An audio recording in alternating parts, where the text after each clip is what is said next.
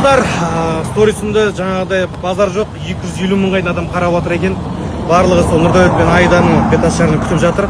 Біз сақадай саймыз. Ерасыл да үйленді, молодец, обручалка. Бұнтта көрімдігін бердік. Қонақтар кеп жатыр. Кім деп ойлайсыңдар? Ертеге бап бұндай. Сағат 5-те болып еді. 5-те деп айтпадыңдар соны.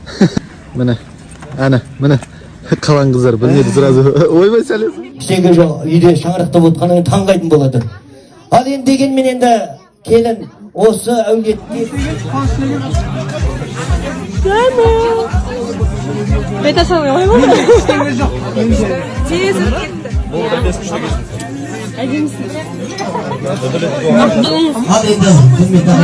бүкіл қырғыз елде, қазақ елде сізге сеніп беріп отыр.